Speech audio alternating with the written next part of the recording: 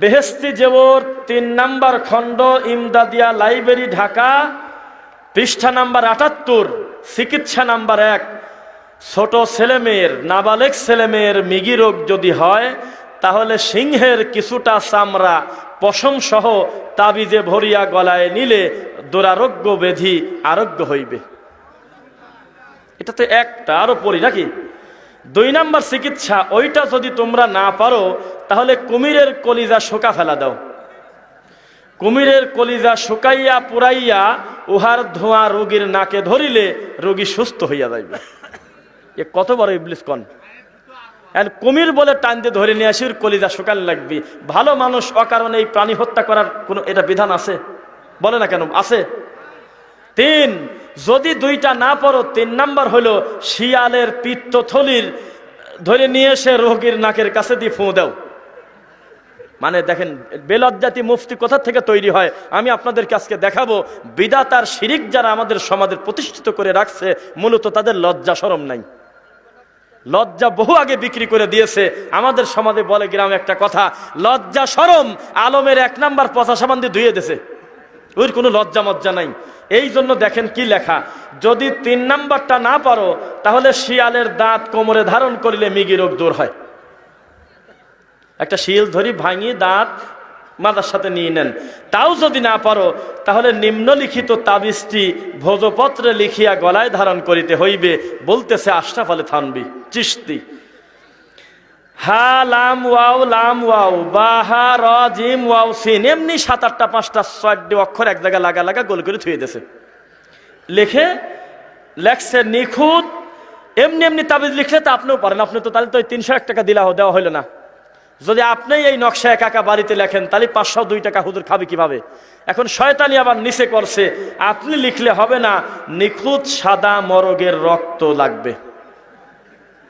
মানে কোন রকম যদি পাখা লাল থাকে হবে না, যদি লেজের কাছে যদি সবুজ থাকে হবে না, পুরা একবার হোয়াইট হতে হবে, সাদা, ফ্রেশ দুধের মতো সাদা। এই মরগ ধরে শনিবারের দিন সকালে নিম্নলিখিত তাবিজটি লিখিয়া গলায় ব্যবহার করিতে দিবে। রোগীকে ওই মরগের গোস্তও খাইতে দিবে। হাকিমুল উম্মত বলিয়াছেন রক্তের পরিবর্তে জাফরান দিলেও হইতে পারে। বুঝতেছেন নাকি? আল্লাহ বলেছেন, নবী বলেছেন, না হাকিমুল উম্মত বলেছেন? আপনারা কি মানেন যে এইরকম একটা বিবেকের মানুষ তিনি হাকিমুল উম্মত? অথচ এই বইটার যিনি লেখক তাকে চাতালে উঠাতে উঠাতে আমাদের দেশের সবচাইতে বড় দাবা বলতেছে, এত ভালো লোক ছিল আমাদের হিসাবে ধরে না। এই ছোট বয়সে এই জীবনে এত বই তিনি লেখলো কিভাবে? এই জন্য একটা গল্প বানানো আছে।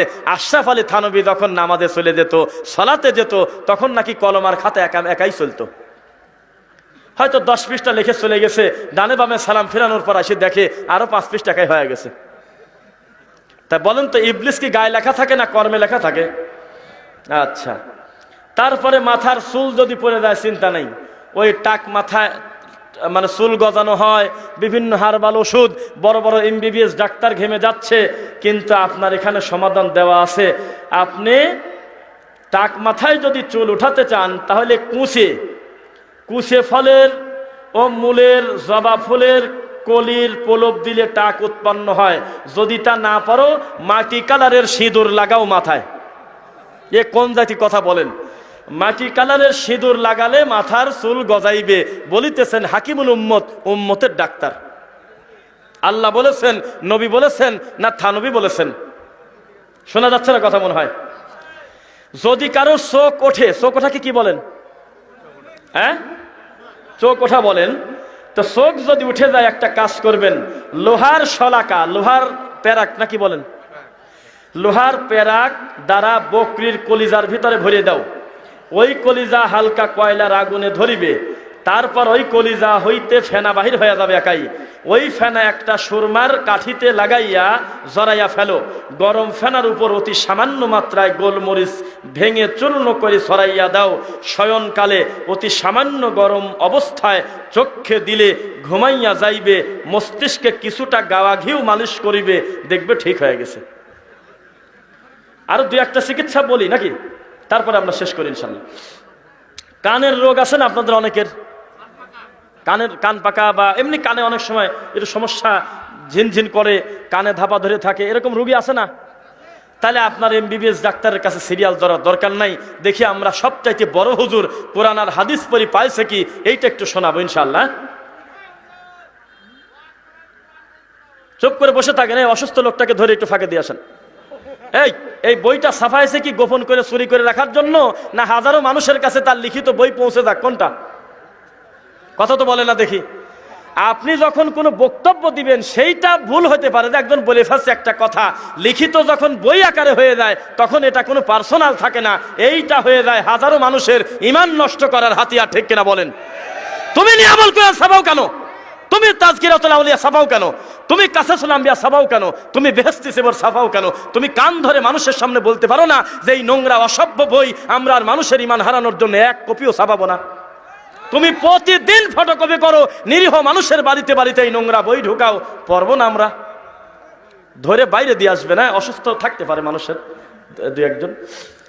কারোর কানে যদি সমস্যা হয়, কানের রোগ হয়, শোনেন, ট্রেনে চলাফেরা করছেন কারা? ট্রেনের ভিতরে বইপত্র কিন্তু বিক্রি করে ধরে ধরে।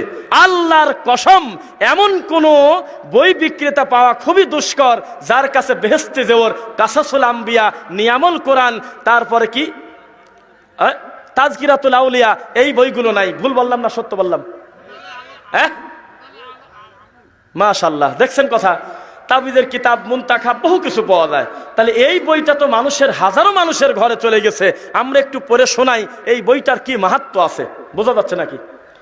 কারোর কানের রোগ যদি হয়, তাহলে ঘোড়ার পায়খানার রস বাহির করিয়া কচ্ছপের চর্বিতে গুলাইয়া ফোটা ফোটা কানের ভিতরে টপকাইয়া দিলে কানের রোগ ভালো হয়ে যায়।